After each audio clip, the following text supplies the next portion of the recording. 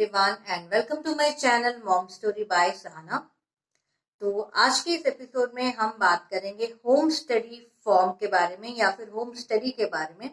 इसके बारे में कई लोगों के कमेंट्स आए हैं और रिक्वेस्ट आई है कि ये फॉर्म कैसे फिलअप करना है और ये क्यों होता है, इसके बारे में उनको डिटेल्स जानना है। तो मैं अभी आज के इस एपिसोड में आप लोगों को होम स्टडी फॉर्म के बारे में और होम स्टडी फॉर्म भरने के या फिर होम स्टडी कंडक्ट करने के पीछे क्या मकसद होता है, ये सारी बातें आपको आज बताऊंगी।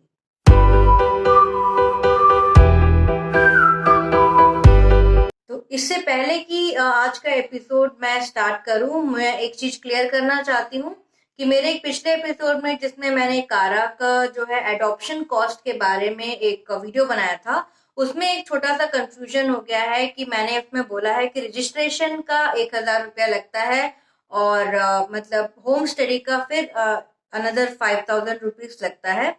तो यहाँ पे थोड़ा सा कंफ्यूजन ये हो गया है कि मैंने जिन लोगों से बात किया उन लोगों ने मुझे बताया कि रजिस्ट्रेशन के टाइम पे 1000 रुपये उन्होंने दिए थे, लेकिन हावेवर कारा के साइट पे कहीं पे भी रजिस्ट्रेशन कॉस्ट मेंशन नहीं है। स्ट्रेट अवे उन्होंने ये लिखा हुआ है कि होम स्टडी के दौरान या होम स्टडी के टाइम पे या उसके बाद आपको 6000 रुपए जो है होम स्टडी फीस आपको भरनी होगी। सो इसीलिए ये मैं फिर से दोबारा क्लियर कर देना चाहती हूँ कि शायद रजिस्ट्रेशन कॉस्ट नहीं है।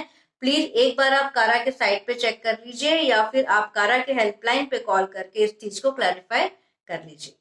तो चलिए आज का ये एपिसोड हम स्टार्ट करते हैं।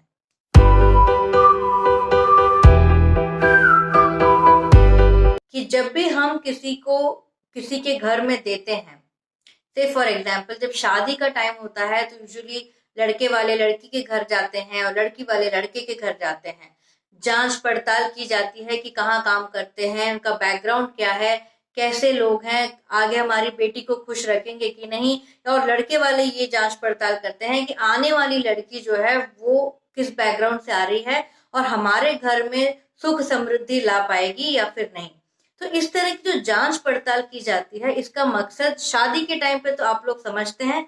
सिमिलरली होम स्टडी जो कारा के थ्रू किया जाता है, उसका मकसद भी ये है कि कारा जिन बच्चों को जो है प्लेस करती है एडॉप्शन में, वो ये जानना चाहती है कि जिन माँ बाप के पास वो उन बच्चों को भेजेगी तो क्या वो माँ बाप उस बच्चे की परवरिश सही ढंग से कर पाएंगे या नहीं। तो इस चीज को चेक करने के लिए जो है कारा कह लीजिए या फिर कोई भी एक एडॉप्शन जो एजेंसी होती है, वो 3 चीजों को चेक करती है।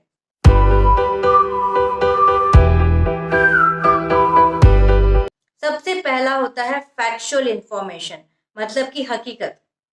दूसरा होता है साइकोलॉजिकल इंफॉर्मेशन, यानी कि मानसिक रूप से क्या वो तैयार हैं इस चीज के लिए या फिर नहीं। तीसरा जो बहुत ही ज्यादा जरूरी पॉइंट है वो ये है कि जो माँ बाप अडॉप्ट करना चाहते हैं उनका अडॉप्ट करने के पीछे का मकसद क्या है, क्यों वो अडॉप्ट करना चाहते हैं। तो एक बार आप ये तीनों पॉइंट्स की डिटेल्स समझेंगे तो फिर आपको अडॉप्शन से रिलेटेड जो होम स्टडी फॉर्म है वो फिलअप करने में बहुत ही आसान होगा। तो फैक्चुअल इंफॉर्मेशन, फैक्चुअल इंफॉर्मेशन में आपसे आपकी उम्र देखी जाएगी, आपके मतलब घर में कौन कौन है ये देखा जाएगा, आपका मेडिकल हिस्ट्री देखा जाएगा और आपके जो भी लोकेलिटी है, आप किस जगह पे रहते हैं, किस तरह के लोग हैं आसपास आपके, ये सारी चीजें देखी जाएगी। आपके दोस्त कौन हैं या फिर आप किन लोगों में उठते बैठते हैं, आप कहाँ काम करते हैं, किस तरह का काम करते हैं, तो ये सारी चीजें जानना बहुत जरूरी होता है। फैक्चुअल इंफॉर्मेशन जो भी गैदर करते हैं होम स्टडी में, उसका एक ही मकसद होता है ये जानना कि फिजिकल तरीके से या फिजिकल रूप से, बाहरी रूप से क्या आप एक बच्चे की परवरिश करने के लायक हैं या फिर नहीं। क्या आप इतनी शक्ति रखते हैं कि आप उस बच्चे की परवरिश कर सके। आर्थिक रूप से भी और आपके शारीरिक रूप से भी वो एक चेक करना चाहते हैं। कहीं आप खुद अगर बीमार हैं या फिर आप खुद किसी बहुत बड़ी मतलब बीमारी से या फिर किसी आर्थिक प्रॉब्लम से, क्या बहुत डेब्ट में है, कर्ज में है, तो क्या आप उस तरह की कंडीशन अगर आपकी है तो हो सकता है कि आप उस बच्चे की परवरिश अच्छे तरह से नहीं कर पाए। इसीलिए इन सारी चीजों को जो है चेक किया जाता है। दूसरा जो पॉइंट है वो ये है कि मानसिक रूप से क्या आप तैयार हैं बच्चे को गोद लेने के लिए और उसकी परवरिश करने। किसी भी तरह के बच्चे हो, चाहे वो आपके बायोलॉजिकल बच्चा हो या फिर आपने गोद लिया हुआ बच्चा हो, एक बात बहुत ही ज्यादा जरूरी है ये बात, क्योंकि ये मैंने अपने पहले वाले वीडियोस में भी ये बात बताई है कि क्या आप तैयार हैं, मतलब एक पेरेंटिंग जर्नी पे चलने के लिए क्या आप तैयार हैं। क्योंकि कई बार होता है कि हम आसपास अपने लोगों को देख के डिसाइड करते हैं कि हमें क्या करना है। हमें लगता है कि अच्छा हमारा दोस्त है, उसने इंजीनियरिंग किया तो चलो मैं भी इंजीनियरिंग कर लूं, या फिर लगता है कि अरे हमारे दोस्त ने इस जगह पे घर लिया, इस एरिया में घर लिया, तो चलो हम भी वहां पे घर ले लेते हैं। तो एक तरह से हम एक दूसरे को देख के जो है अपनी जिंदगी को जो है आगे बढ़ाने का कोशिश करते हैं। तो ये बहुत जरूरी हो जाता है कि क्या आप सचमुच तैयार हैं इस चैलेंज के लिए, क्योंकि एक बच्चे की परवरिश करना एक बहुत बड़ा चैलेंज है। क्योंकि वो सिर्फ एक बच्चा नहीं है, मतलब इट्स नॉट लाइक ए सामान की वो सामान लाए, आपको अच्छा लगा आपने जब तक तब तक इस्तेमाल किया, नहीं अच्छा लगा तो आपने उसको किसी को दे दिया या फिर आपने उसको फेंक दिया। तो एक बच्चा चाहे वो बायोलॉजिकल हो चाहे एडॉप्टेड हो, वो आगे आने वाली पीढ़ी का एक नागरिक है। तो आप क्या इसके लिए तैयार हैं कि आप आने वाली पीढ़ी को जो है आप परवरिश कर सकते हैं? क्या आप इसके लिए रेडी हैं? ये आप जरूर सोच लीजिए। मेरे जो वीडियो है जो पहले भी बनाया है, are you ready for parenting, वो वीडियो जरूर देखिएगा, इससे आपको काफी मदद मिलेगी। मानसिक रूप से एक और चीजें देखी जाती हैं कि आप मेंटली किसी तरह के डिप्रेशन से तो नहीं गुजर रहे हैं, या फिर आपको किसी तरह का मानसिक रोग तो नहीं है, ताकि क्योंकि अगर आप मानसिक तरीके से फिट नहीं रहेंगे तो आप बच्चे की परवरिश नहीं कर पाएंगे। तो ये एक बहुत बड़ा मतलब रीजन है कि मानसिक रूप से आप स्वस्थ हैं या नहीं, ये चेक किया जाता है। तो सोशल वर्कर्स जो होते हैं वो काफी एक्सपीरियंस्ड होते हैं, जो होम स्टडी करने आते हैं। उनको आपकी बॉडी लैंग्वेज से, आपके बात करने के तरीके से, आपके फेशियल एक्सप्रेशन से ही वो जांच कर सकते हैं कि आपके मन में क्या चल रहा है। क्या आप मतलब ईमानदारी से इस डिसीजन को सपोर्ट कर रहे हैं। या तीसरा और सबसे ज्यादा अहम पॉइंट है कि गोद लेने के पीछे आपका मकसद क्या है, आपकी वजह क्या है गोद लेने के लिए। तो गोद लेने के लिए तो अलग अलग वजह होती है। किसी का मेडिकल प्रॉब्लम होता है तो फिर वो उनके बायोलॉजिकल बच्चे नहीं हो सकते हैं तो वो लोग गोद लेना चाहते हैं। कई लोगों का होता है कि नहीं हमें तो बच्चे नहीं करने हैं, हम जो है अडॉप्ट ही करेंगे, उनका पहले से माइंडसेट होता है। तो अलग अलग रीजन होते हैं आपके गोद लेने के पीछे। तो आपका मोटिवेशन क्या है गोद लेने के लिए, ये आपको क्लियर करना बहुत जरूरी होता है। मैं इतना कहना चाहूंगी कि आपका जो मोटिवेशन है उसको प्लीज क्लियर रखिए और ऑनेस्ट रखिए, ईमानदारी से इस चीज को आप सामने रखिए। क्योंकि अगर आप कुछ उल्टा पुल्टा बोलेंगे या फिर आप किसी भी तरह का कहानी बनाएंगे अगर मोटिवेशन के पीछे, तो वो पकड़ में अगर आ गया तो फिर आपकी जो है रजिस्ट्रेशन कैंसिल भी हो सकती है।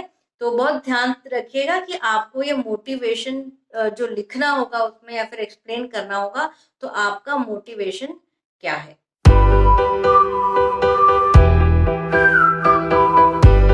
तो अब हम आ जाते हैं होम स्टडी फॉर्म के ऊपर। होम स्टडी फॉर्म जो है दो भाग में डिवाइड हुई रहती है।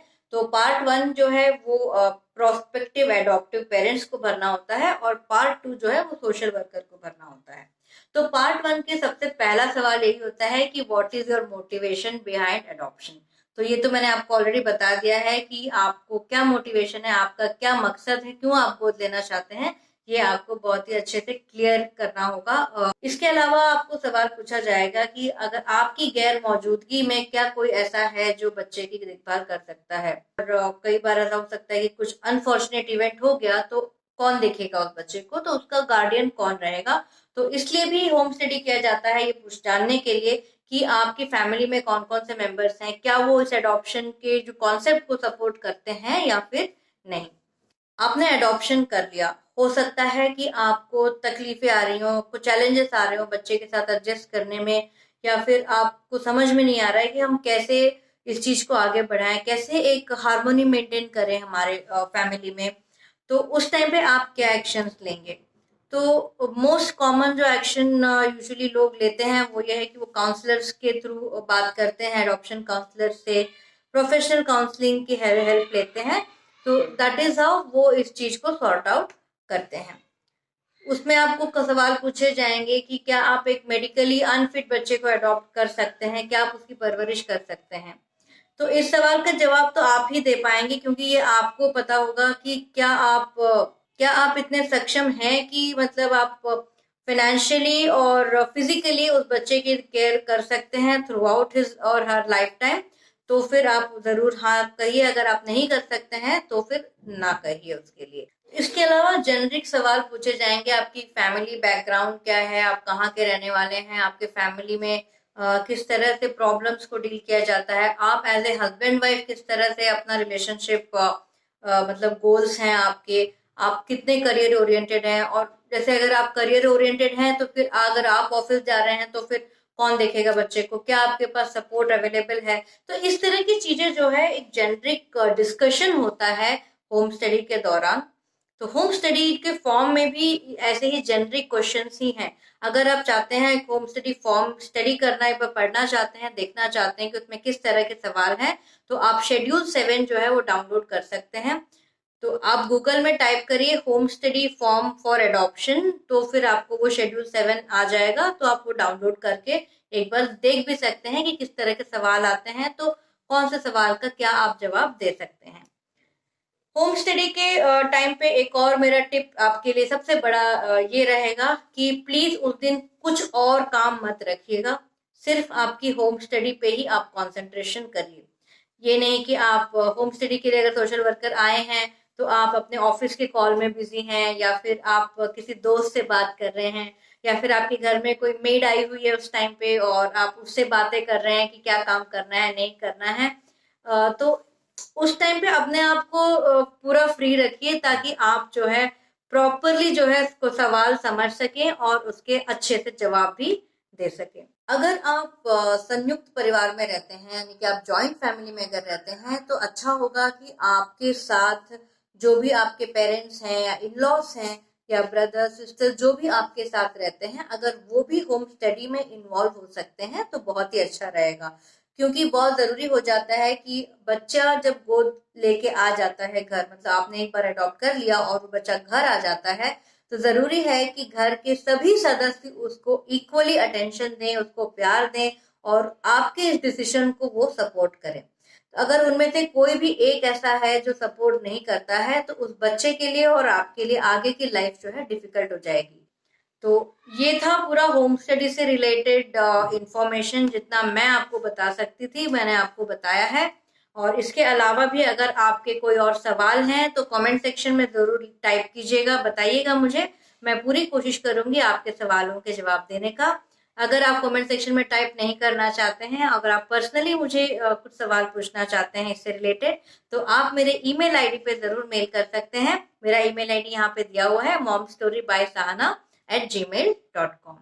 तो आज के लिए बस इतना ही और मैं आपसे विदा लेती हूँ, और अगले एपिसोड में मैं फिर आपके लिए लेके आऊंगी कुछ एडॉप्शन से रिलेटेड इंपॉर्टेंट इन्फॉर्मेशन।